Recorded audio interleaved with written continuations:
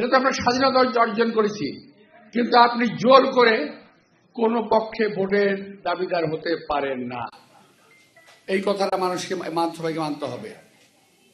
আর একদল ছেলে বাড়ি বেরিয়েছে এবং এরা, যেমন আমরা আজকে মাওলানা ভাসানীর কথা স্মরণ করি, আমরা শেরে বাংলার কথা স্মরণ করি, আমরা শহীদ রাষ্ট্রপতি জিয়া রহমানের কথা স্মরণ করি, কারণ ওনারা আমাদের পথের দিশারি ছিলেন।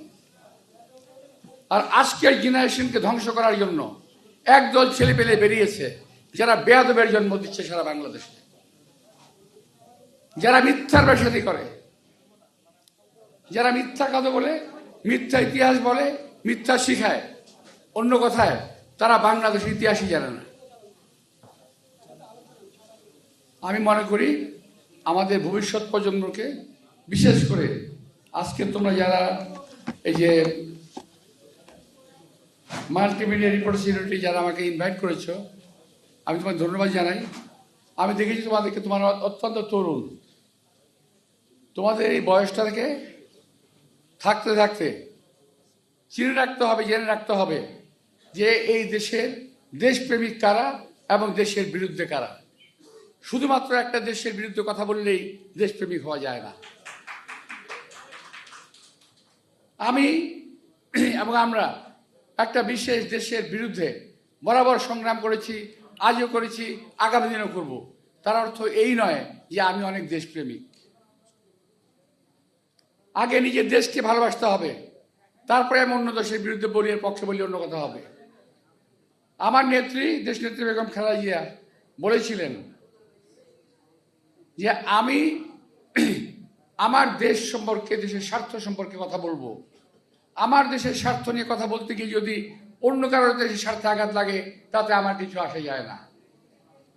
আমি একই কথা বলতে চাই। অন্য দেশের বিরোধিতা করে দেশপ্রেম শেখানো যায় না।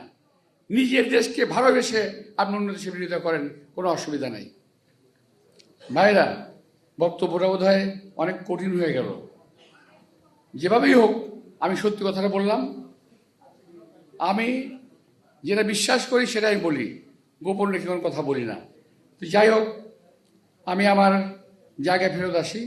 আপনার দয়া করে যদি সম্ভব হয়, এই যে মাল্টিমিডিয়া যারা আমার জন্য কিছু করতে চান, করলে আমি খুব খুশি হব।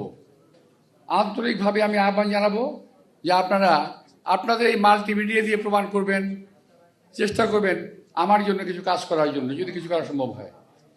যদি কিছু করতে চান, যদি কোনো সাহায্য সহযোগিতা লাগে, বাসায় আসবেন, কথা বলবেন, ইনশাল্লাহ আমরা সেগুলো নিয়ে আমরা কীভাবে করতে হবে, আমাদের সাহায্য সহযোগিতা, কিংবা আমার আরও টিম আছে, তারাও কাজ করতেছে, সকলে মিলে আমরা একসঙ্গে কাজ করতে পারবো। আমি নির্বাচনে আপনাদের সহযোগিতা কামনা করছি।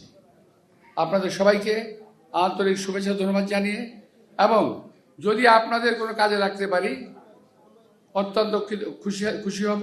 আপনারা আমাকে স্মরণ করুন।